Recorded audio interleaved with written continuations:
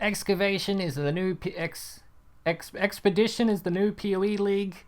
Looks cool. I was gonna do like endgame grinding and delve because I'm sick of Betrayal, Temple, and everything else. And the fact that the new Expedition League is basically excavating stuff is just like Delve. So hey, I mean, it's nothing to do with like Delve. It's if anything, it's like Harvest 2.0 with like a guy that looks like the Penguin when he walks, and a guy that looks like Andy Serkis, and a female that is MBX, and a guy called Tu Nguyen or something, where Nguyen stands for the amount of appendages he has. But no, the NPCs look cool and a bunch of character, and I'm looking forward to playing it. The quantity affecting chests is pretty interesting. I have a video on that maybe you should check out. It'll help you a lot. Clicking on those big boxes to make the chests and the monsters have more loot is interesting. Blowing up stuff is interesting. Getting more loot is interesting. The people that, like, trailer the footage not using a loot filter is always interesting and a little bit weird if you ask me. Currency items that introduce the league stack to 1,000, which is cool, and they also drop in stacks instead of all over the fucking floor, which is a bonus. The main character guy's got like a little mini headhunter, which we learn is pretty... Actually, no. There's a new skill introduced that's a mini headhunter, which is pretty crap but interesting. But he's got a little belt item, which looks like a mini headhunter that isn't the skill item, but it's a little belt thing that is also a currency that he wants for some reason. And the guy with 2 appendages has like a little tiny belt in the background that's like a copy of the main guy's belt, but probably has nothing to do with it or isn't even an item to do with anything like that. It's weird that he collects... He wants more of the belt that he's already wearing. Maybe he wants to make a full fake headhunter, I'm not quite sure, but it's cool that it's a currency thing. I don't know, I don't really know what the fuck I'm saying anymore. So the NPCs, there's one that you can like barter, which is basically the epitome of trade. So it's like just cutting out the trading and having it be, it's gambling. There's gambling NPCs. There's 3 gambling NPCs that are all gambling disguised slightly differently. There's crafting gambling, there's trading gambling, and then there's the one that the female does that I've already forgotten. Oh yeah, it's white item gambling. It's basically, instead of, it's just like, hey, give me currency. Here's 500 of these currency items.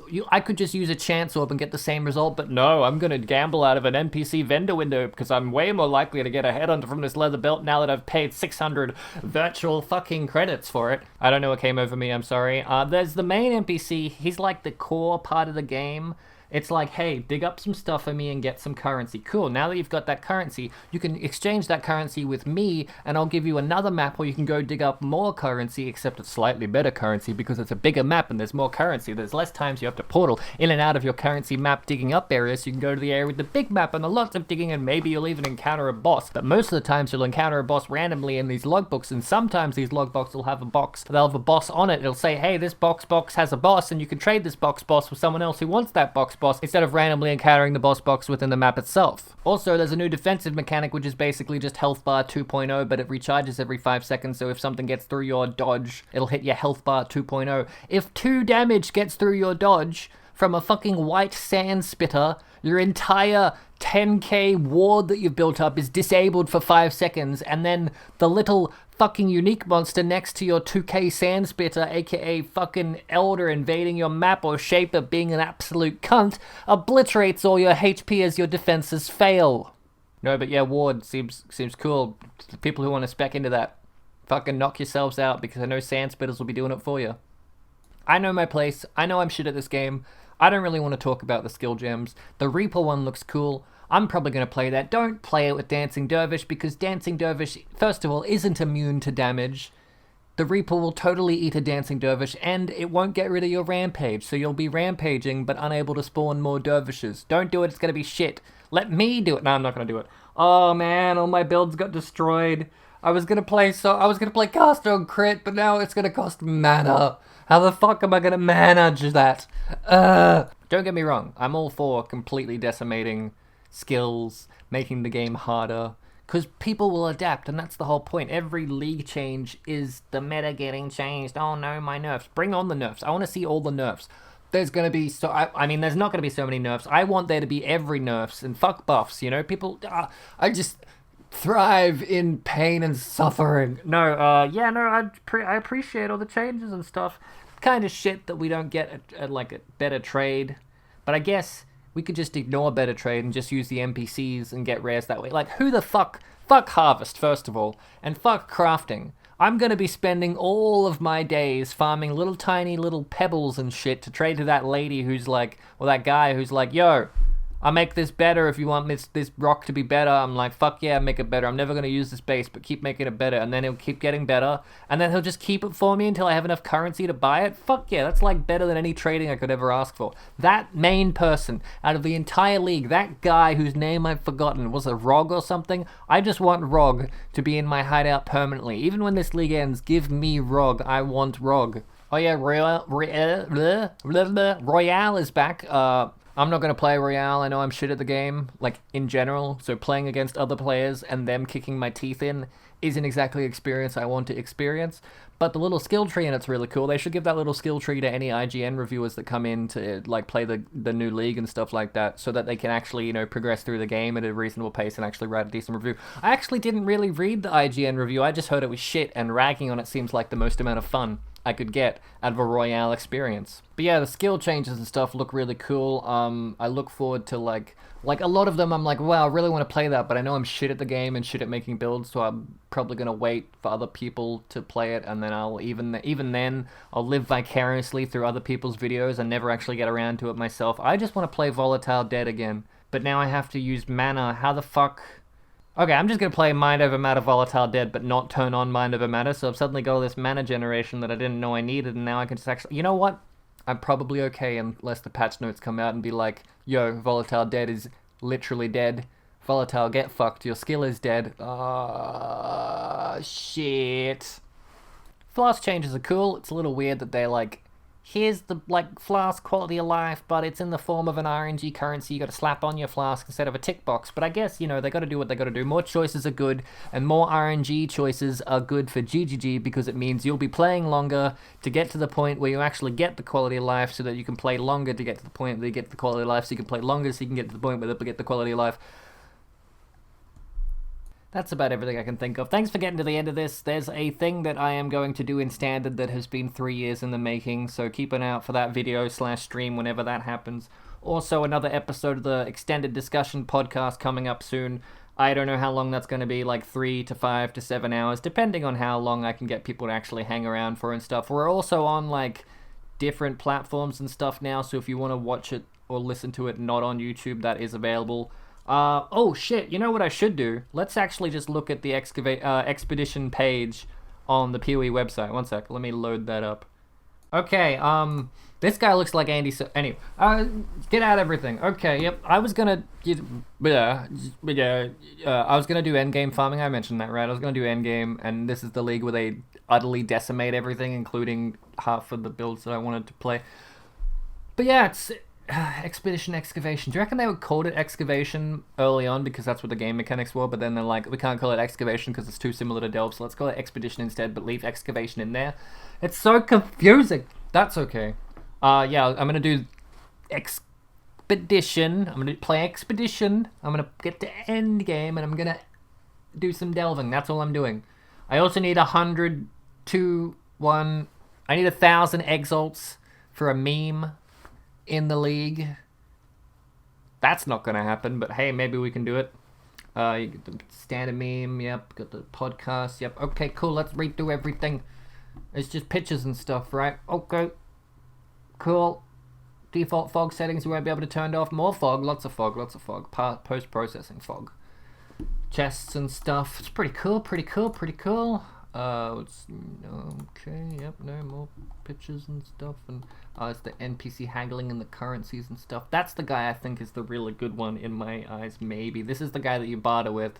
So this is the one where you'll be like, yo, I want that headhunter there, and instead of bartering, you're going to be like, I'll just pay the price, man. It's a fucking headhunter, I just want it. Whereas there might be an exalt in there, and you might have, it might be listed for 2,000 coins, and you've only got 1,000. You'll be like, hey, will you take 1,000? He'll just go fuck off, like you're trading. You know those people that have really shit items on trade, and you message them, and the exact price that they want? See, if this was realistic, he'd list it for 2,000, and you'd message and go, I want that, and then he'd double it. And then he'd double it again, and then he'd double it again until he's got a really shit item listed for 300x because he thinks it's really good, but he actually doesn't know that it's a piece of shit, but he's just kept scaling up the price. It's like that, except in reverse, except he'll, like, bail on you or something. Yeah, this one's weird. It's basically a chance orb but that's okay. This one I really like as like a way of passive crafting. Like you get a good enough base, like while you're leveling, get a good enough base, you throw some currency at it, like 200 fucking currency at it, and it makes it slightly better, slightly better, slightly better, and then to the point where you don't have enough money to buy it, but you could also just buy it, like you could save it for later, and I like that, it's pretty cool. And then there's this one, which is the bartering one. I think I'll probably be doing this one the most, because I think this seems like the most fun. And then maybe this one, because RNG, you know, chaos orbs and shit. I don't really, I guess maybe if you get a really good item in this one, and then you're like, wow, cool, now I guess I go buy the currency I need and just pay the whole price because I don't want to, like, drag the barter down 5% and then lose it kind of thing, but that's okay. I'm sure we'll all figure out the knacks of them eventually. Craftable logbooks to put you in maps that are basically bigger dig things. You do a little bit of digging, so you can do a lot of digging later on. If you don't like the digging, then get fucked, I guess. That's the game mechanic. Blow up some walls to meet some bosses and all that stuff. Cool, cool, cool. What do these look like? Yep. So yeah, there's like bosses you can counter randomly in maps through doors, but there's also bosses that are just like innate on the item. But there's two, so it's like, it's not guaranteed that not every boss is going to have to be an implicit on a map item. You can just encounter them randomly. Apparently. No guarantees. Apparently. Here's the bosses. Here's all their ward items. I don't really see ward as a mechanic I'll end up using, but I'm honestly more likely to just, instead of stacking ward, just stack as much life and evasion as I can and just use the default evasion dodge and then get hit in the face, compared to evasion dodge, get hit in the ward, it goes down immediately, it's down for 5 seconds, and because you've been stacking ward, you don't have as much life, and then you die because you get fucked. That's okay, he's got some weird scarring into his belly.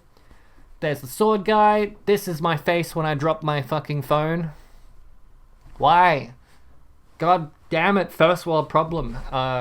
Moving on, some swords, 19 new gems, there's one of them. Oh yeah, there's the rest. That's weird. Oh, one they're willing to show us now, and then the rest, oh no, there they are. Okay, they just hadn't loaded in. There we go. Buffering issues. That one seemed cool, but its stationary is still a little bit weird. Using like slams on totems seemed pretty cool to me. There's a lot of these that seem pretty cool to me, but because I know, comma, that I know nothing about builds and nothing about skills, my brain's like, that's really cool and I wouldn't mind playing it. I have no idea how to build this because I'm shit at the game. I spec all my points into loot acquisition and I know nothing about actually making builds. That's okay though. A lot of the chaos ones looked really cool, like the one that you charge up and then step into a pack. That seemed really cool. Would you want to put increased duration on that, so the time between you charging up and the time between you stepping in is longer, so you have more chance to charge up before you step in? Or would you want to put less duration, or would it be faster casting on it so that you charge up quicker and you're just constantly going? Don't know. Looking forward to all the nerfs, like actually looking forward to all the nerfs, because, I mean, you know, I don't make builds, really. I just suffer through. I'll take a build that I know is good, and I'll play it really, really shitly. Like, I'll never get to the point of finishing a build, because I don't give a fuck. Good enough for me is good enough. I will take a good enough build and get to T16 maps with it, because grinding against a wall is what I do. The Flask cheating changes are pretty cool. This one's like just literally a straw. That people have been wanting Flask straws for ages. These are the RNG craftable ones, right? Like, once you got like full charges, it automatically drinks it or something. Cool. I liked the skill where you throw flasks. That seemed cool, like yeeting a flask that like you could yeet more projectiles of flasks and dupe your flasks and explosions. I like that. I like Pathfinders generically, so if I just have to play a Pathfinder where I yeet flasks instead of consuming them, that seems pretty freaking cool. I don't know. Would they bleed as well because of all the glass shards that are getting embedded into them? Anyway, Royale, I got no opinion on Royale apart from the IGN blow, which I think is hilarious. How long before one of these items is in the core game because someone glitched it in? Who knows? Anyway, yeah, that's everything. I'll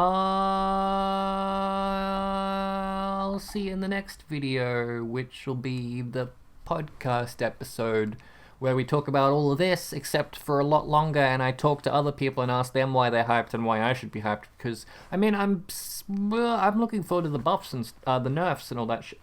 The buffs to my enjoyment, the nerfs to everyone else's. But yeah, I'm mostly looking forward to seeing what Yosis is going to do, because he's got so many fucking options this time. I would do one of those things where it's like, tell me in the comments what your favorite thing about this league is, but I'm not. I'm not gonna do that. Do whatever the fuck you want. Should I make an IRL video because there's a patch of clovers outside, and I was lying in it the other day and I found like a 4-leaf clover and I was like, that's really rare, and then I found another one. So now I'm starting to think that 4-leaf clovers are actually super common.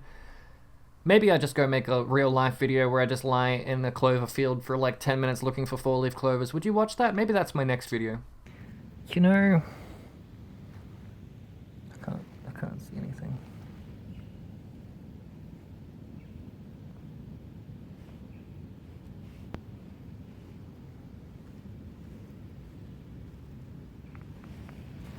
I'm probably sitting on them.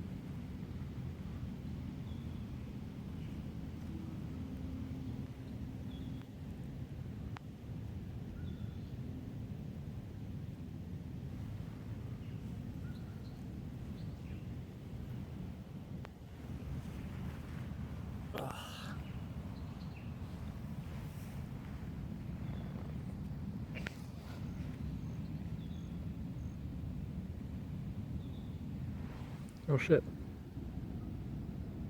That one.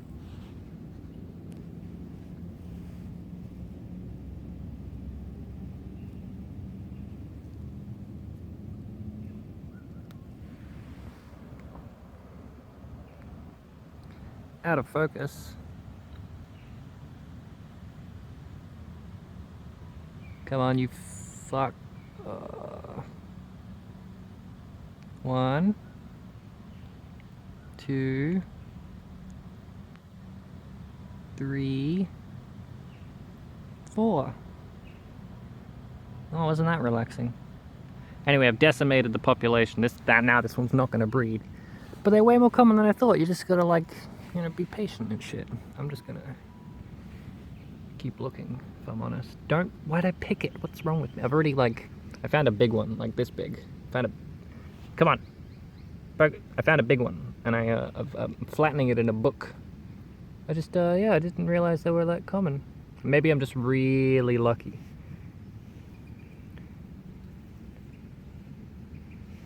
It's just I'm really lucky.